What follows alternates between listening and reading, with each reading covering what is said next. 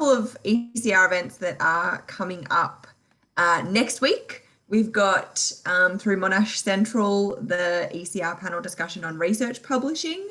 So that's on Wednesday next week from 11 till 12 with the university librarian and also the ADRs from education and engineering, all about sort of the shape of research publishing. So that should be quite an interesting session.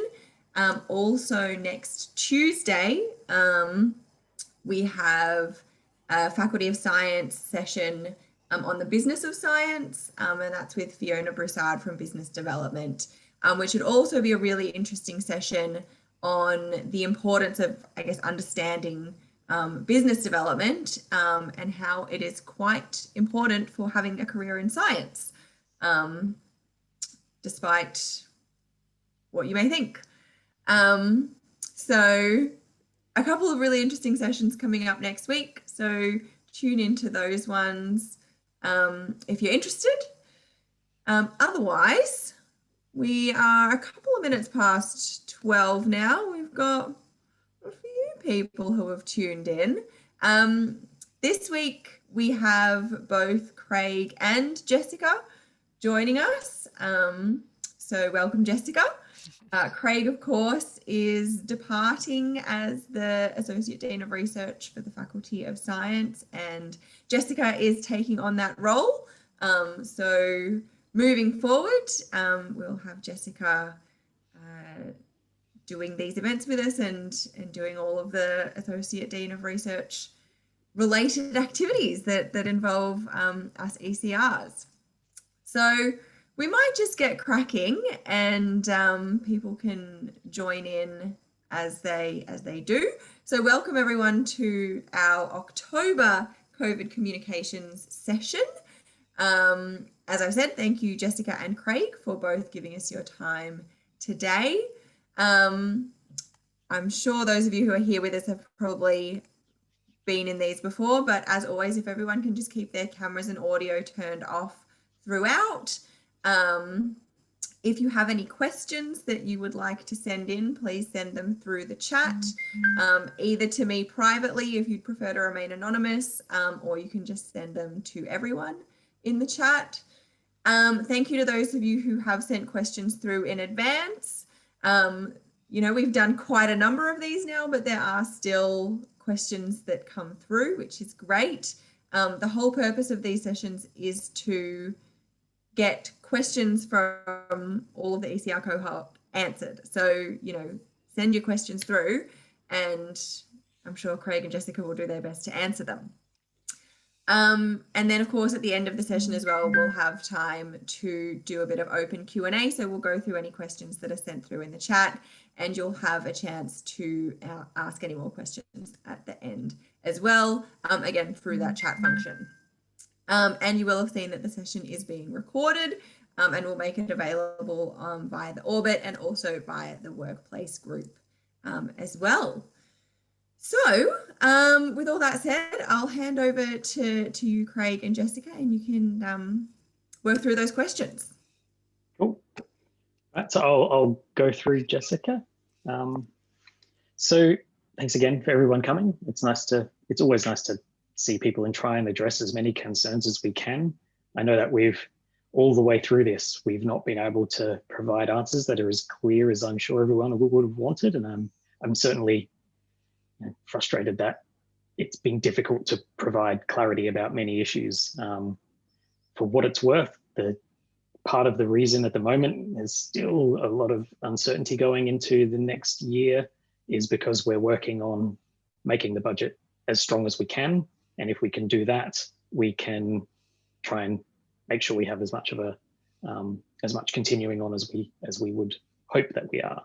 So the problem we've really had is that it's been difficult to land on a budget that is acceptable to everyone, and we're pushing back to try and make sure that we've got as much capacity as we possibly can, because we're still in the Faculty of Science doing research, we're still teaching lots of students, and 2020 has been extremely hard because all of that activity is still around, but because of the massive downturn international student market and how that affected the university, it's been much more difficult to fund it. So we certainly want to return to as close to as we could in the past, within the constraints of a big chunk of the university's budget not being allowed into the country at the moment. And it looks like 2021 is going to be similar with regard to international students, because our borders are probably going to be closed for a while yet. I think there are still 50,000 Australians overseas who can't get back into the country. And so that presents us with some challenges, but we have, going forward, we have one important difference between 2021 and 2020 is that we know more about what 2021 is going to look like in advance. 2020 caught us all by surprise in about March. And so I was going to catch up with some friends last week, and that was the 200th day of working at home for Monash. We started on March 23rd, and today I think is the 207th day since then. And that all arrived really unexpectedly. We couldn't see that coming, but we can see what 2021 is going to bring with a bit more clarity. And that allows us to at least plan. So I know that everyone is feeling sort of overworked and battling the feeling of being overwhelmed. I know that'll be true of the ECRs. It's true of pretty much everyone I talk to. This has been the hardest year of my working life to date, and it's not easing up anytime soon. But hopefully all of the things that we had to do for 2020 put us in a better place for 2021, and we can be a bit more organized because we know what it's going to look like. So, I mean, I appreciate all of the work everyone's done, right from the top management down through to the everyone throughout the organization, because it's been rough. It's been a bumpy year. But the planning is ahead for 2021, and hopefully we can make that better, or at least better organized with less surprises. That would be a nice start. With less surprises, we can have better options. So, I've almost answered the first question. So the first question was, with the changes in university funding and the current lack of international students, how will the university be supporting research, or do we all need to be looking for external research funding to support ourselves? So that's part of that is the ongoing budget negotiations that are taking place at the moment.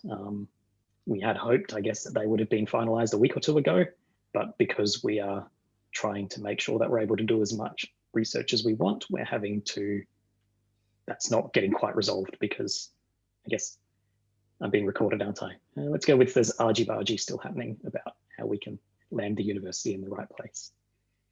In terms of whether we need to be looking for external research funding to support ourselves, there's a couple of layers to answering that question. One is the Australian research funders don't provide the full costs of conducting research. So something like a postdoc salary costs, the university spends a bit over 200 grand on a postdoc salary, more on academic salaries and so on. And the ARC doesn't provide all of that money. And so we've dealt with that through having lots of teaching. And that's one of the challenges that we're facing at the moment, is that income's not coming through. But the university has worked really hard to reduce salary and non-salary expenditure through the voluntary separation package process that's happening at the moment, and through a range of other changes that have been made to reduce non-salary expenditure. So hopefully that will balance that gap in the books a bit better and will enable us to continue being able to support. So there's been a couple of other things that have changed. So the government announced a $1 billion support package that will come to universities via the research, it's either called the research block grant or the research support package, depending on what year you became aware of it. That will flow through to Monash, some of it. We typically, because we get a lot of external research funding, we tend to get a decent chunk of that block grant. And then that provides the university with a bit of additional flexibility. It won't cover the $400 million hole that we had, but it'll cover a chunk of it. And so that helps with 2021. And then how things return in 2022 is probably going to depend on borders opening. We do know internationally that the students that would previously have come to Australia seems like they're going to the UK and Canada at the moment, even though the UK is in a really bad place compared to us with regard to COVID. It seems like the students will continue to attend if the borders are open, even if the virus is still making a mess. So that does suggest that we have an opportunity for recovery when the borders open. Just means we've still got to get through 2022, which is how we're planning at the moment. So in terms of do we need to be looking for external research funding to support ourselves? think it's probably always wise when you're on a contract to be cultivating as many options as you can. And that's going to probably not come as a surprise to anyone. A contract provides an agreement of employment through to the period at which the contract ends. And then what happens after that is a decision or a discussion about whether that role needs to be continued. And so previously we've had a bit more certainty about which contracts we might want to refill or renew and allow people to come back in. So if you are coming to the end of a contract, it's probably wise to cultivate as many options as you possibly can, because of the uncertainty that's kicking around at the moment and is still somewhat unresolved. And I guess for reference, usually the budget process at Monash would have been finished months ago for the next year. But because of the uncertainty, we're still in mid-October, and we're still discussing lots and lots of line items and spreadsheets. And I have another meeting about it on Friday afternoon for biological sciences, and all the schools are having the same things. So it's really trying to see what options are available. And if you can find ways to get external funding, that is a sound strategy, because what we're trying to achieve is that external research funding will be as freely spent as possible, and hopefully go back to as close to the past as we can. Had the budget process finished, I would have been able to provide a bit more clarity about whether that's the case, but because we're not quite there yet, I can't, but that's the intention. That's what all of the heads are working towards, and that's what the Dean is working towards in the discussions with Central. So we've tried to make that happen in our budget discussions. So if you can get external research funding, hopefully you'll be able to spend it, and it will certainly be more freely spent than any internal operational things, because that's the money that's not turning up anymore, or at least for this year and next year. So there's a question about the ECR budget not being used due to difficulty in deciding on what to do, essentially. So that's one of the only pots of sort of what we would call a discretionary spend of internal money that remains available. So what I would sort of suggest is that if there is if that's the thing that the ECR community would like to do, if it would like to be on short proposals for assistance, then Margaret can talk to, I guess, Jessica and I now, as we're sort of overlapping, about making that happen. There are a small number of pots of discretionary spending that we would like to see continue. The ECRs is one of them. Well, pretty much everything else I would have normally spent money on during the year as ADR was cancelled. In fact, everything else other than the ECR was cancelled. And that money was rediverted to salaries. Okay, so I think, yeah, I would certainly be very happy to entertain that discussion. I'll be happy to have a discussion with the Dean about it, making that work. Okay, this is an interesting one. So question 3 is, for the outgoing ADR, which is me, is what are my greatest contributions to the role in the faculty, and do I have any unfinished business? I don't know whether the contributions thing is for someone else to decide.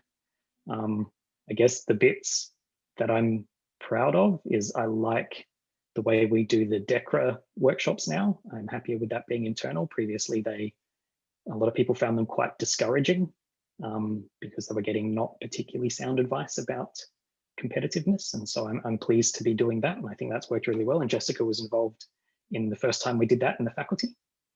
So I'm really pleased with that. The mentor scheme, just continuing that going, that's a really cool thing. I like that a lot. I like participating in that as a mentor, and I'm going to continue doing so if I'm not ADR. I was pretty pleased. I don't know how the research performance standards affect everyone. I was pretty pleased with the improvement to that. It's never going to be perfect, but I think that was the first thing I did as ADR, was change that up a bit. So I think that made it better. And that segues nicely into unfinished business, is I had a multi-year plan for improving it again, which I guess I will now talk to Jessica about. So that was a bit of unfinished business. And then other things that I'm pleased with and that are unfinished is I liked the strategic uplift scheme, because that got people talking across faculties. I was really happy when we had that, to see, I think it was Kieran from maths and Jess and Joz from bio talking about networks. I don't think that particular project went anywhere, because it turned out what needed to be done was much more difficult than biologists thought. But it was great to support. So facilitating those discussions was great. And the other unfinished business is we had a really ambitious visiting scholar and traveling scheme in the faculty proposed and funded and budgeted for 2020, which was going to now enable people to go overseas, to bring people here. It had carers support in it so that we could facilitate people traveling either with their dependents or having someone to support their dependents. So I was really pleased with getting that off the ground. It was really nice to sort of talk with the faculty about doing that, because I thought I put in what was a pretty outrageously large scheme, and the dean said I should be more ambitious and added extra money. So it was really good to see that being something that everyone was pleased with and was going to be really exciting. And then, of course, we couldn't fund it this year, but it'll be really good to see that kick off again in the future. So I think those are the things that I enjoyed as ADR. It's been really nice to meet lots and lots of people. I know heaps of people across the faculty, which is really good. So that's all been really nice. And actually working in the faculty, the staff in the faculty are great. I've really enjoyed sort of sitting in that open plan office with lots of nice people, and I'm sure Jessica will enjoy sitting in my spot when you guys there, which will no longer be my spot. So now there are some questions for the incoming ADR. Right, maybe I'll take over from here then for a minute. Yeah, cool. So, well, first of all, greatest challenges in my new role. I mean, cleaning up after Craig, gee, that's going to be tough.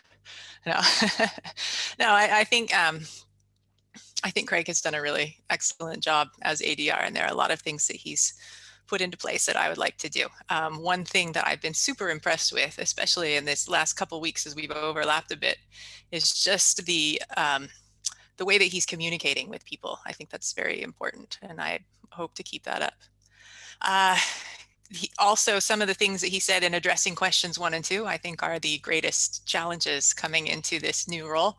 So it's kind of interesting to step into a role like this with pretty much no budget, except for in the ECR space. So I would like to be able to support you guys as much as I can. It's also, I mean, it seems like it opens up some opportunities though, having no budget. Is that if there was ever a time to do things differently, this is it. The sky's the limit, right? I mean, so what I really want to do is to work within and around existing research culture. So this is one of the greatest challenges in my new role, is I am coming from pure mathematics, where research looks completely differently than it does in applied chemistry or whatever field you are in. The research looks quite different in lots of different places, even within schools, inside the faculty. And so I'll need help learning what it looks like and what is the culture in these different places. That being said, some research cultures are not super great. I mean, traditional academic cultures they encourage things like long hours and unbalanced lifestyles. And some of the structure keeps diverse voices out. And I think that it would be nice if we can find ways around that. So I think that an important goal would be to keep our research, all the things that make it good. So important, impactful, and fun, while also in making it more inclusive, building a better system, supporting people the best that we can. And I really would hope to have a lot of support from especially the ECRs in coming up with ideas for how we're going to make this work. Because honestly, this is all affecting you the most. And the new system that we build coming out of this is going to be your system. So let's make it the best that we can for you guys.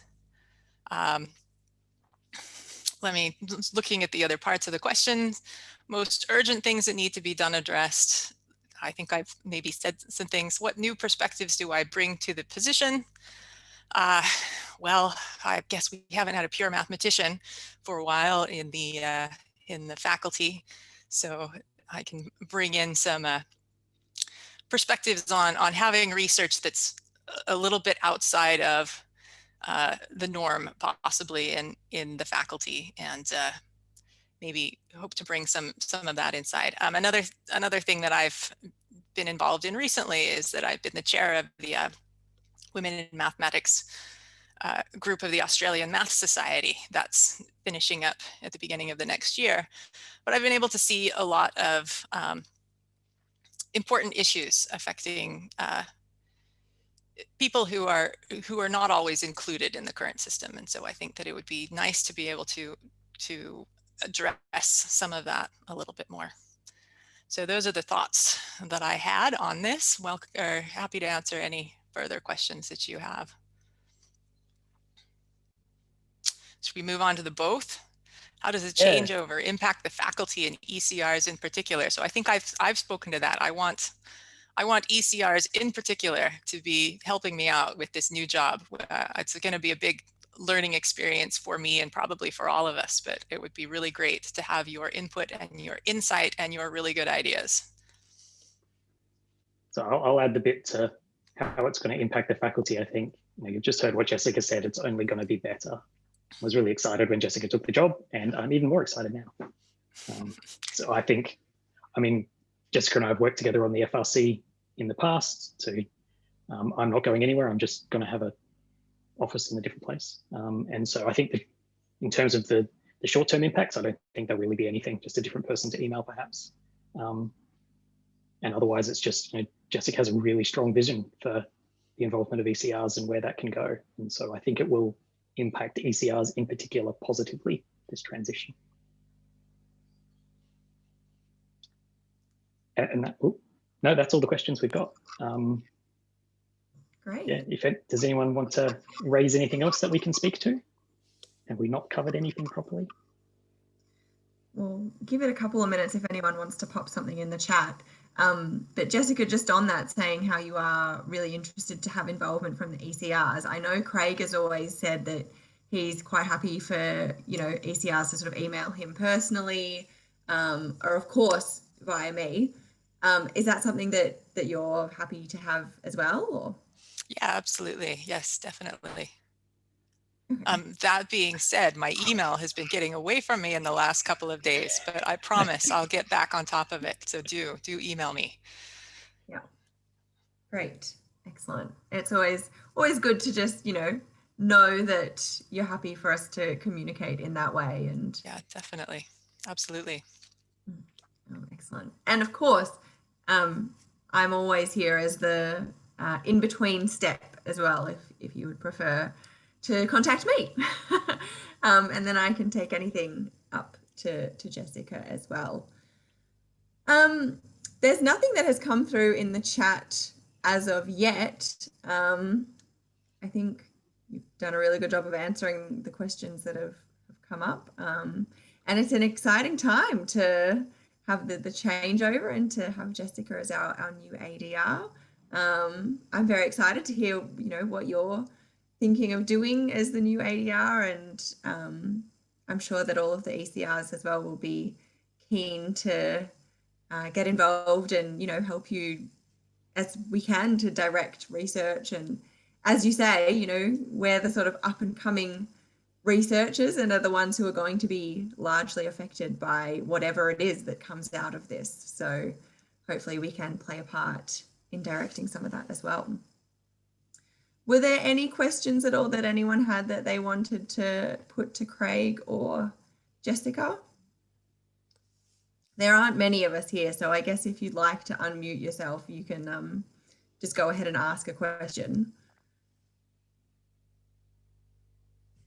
While everyone is thinking, if I can just say thank you to you, Craig, as outgoing ADR. It's been really great working with you. We haven't really had much of a chance to do anything face to face. I just stepped into the role and then COVID hit, so it's been all virtual. But it's been really good. I've really appreciated that, you know, you have been really open to holding these sessions and been really accessible and supportive. So thank you for that. You will be missed, but I'm sure Jessica will do a great job. I have no doubt of that. Well, I don't think there are any questions coming through. Perhaps we can have a little bit of a chat. I mean, there's been fairly low attendance today, which perhaps suggests that these events don't need to happen every month anymore. I'm happy to take feedback from anyone who is here. If you think these events still need to be monthly, or perhaps now that things are settling down a little bit, they could be less often, or perhaps even it could be you know, Jessica pops into our ECR meetings and we have communication happening that way. I'm open to suggestions of how best to carry on with these sorts of events and chains of communication so that everyone knows what's going on. But that's possibly something that we can discuss later if no one has any burning suggestions that they want to let us know about right now. I'll give you a couple of seconds. No. Maybe can I ask a question? If not, so I want to know, what do you think are the what are the things that you need to best support your research? So whether or not you have it, what are the things? What do you need for your research going forward? That is a really great question. And maybe you can put it in the chat or unmute or whatever. What do you need for your research?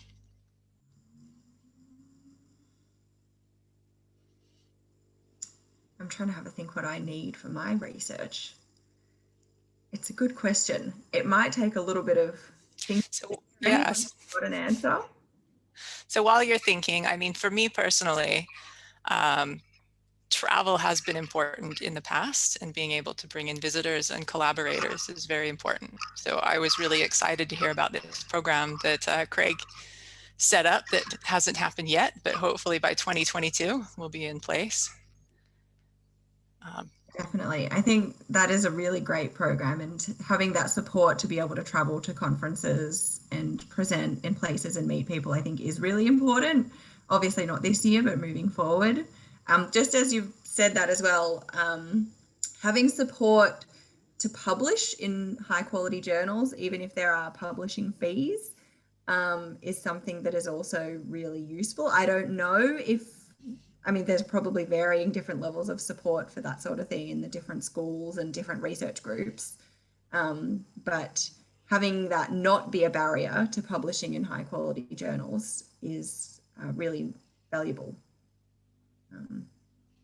So that would be good as well. I know that's financial, obviously, and budgets are tight, but that is one of the things. Did anyone else have any suggestions?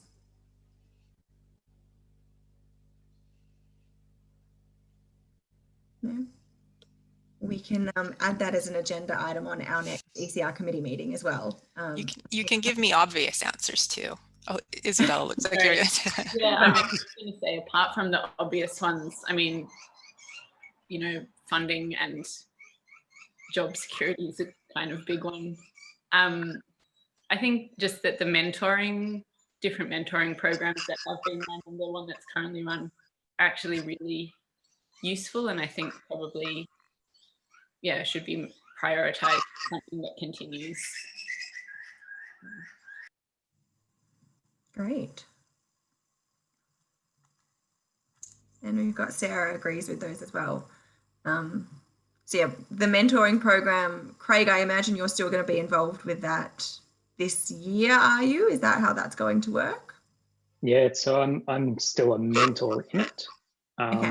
And then we'll have events, although I guess maybe there'll be virtual events, who knows yet, through the year. And so I'll be adjacent. Yeah. Okay, great. And of course, that's something that we will be continuing with as an ongoing ECR sort of support mechanism. So, yeah.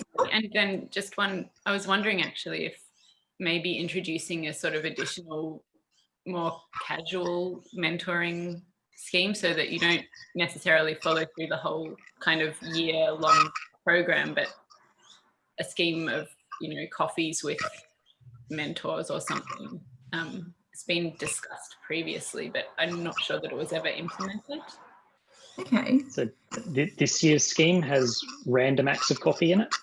Okay. Yeah. I mean, Yeah. I guess there'll be random acts of Zoom, but Yeah. Yeah. And the idea with that one is that you are matched with multiple different people over the that you could talk with a bunch of different people, because I guess even with the, you know, matching of mentors, you might not find yourself linked up with someone that you click with, you know, in a program like that. So maybe the opportunity to talk to a few different people, could be helpful.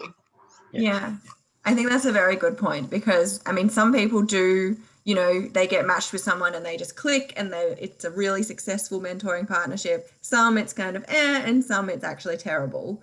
So I think that opportunity to meet multiple people, and then, you know, if you do click, establishing your own mentoring relationship, I think is really valuable. So I think definitely something that we could carry on with in the future. And of course, as you say, job security as well is something that many ECRs would really value in terms of their research career. But we all know and have had many discussions over the past events about how that sits in the current climate. But good to, you know, for you to have on your radar that we are all interested in more job security generally. Did anyone else have anything that they wanted to add?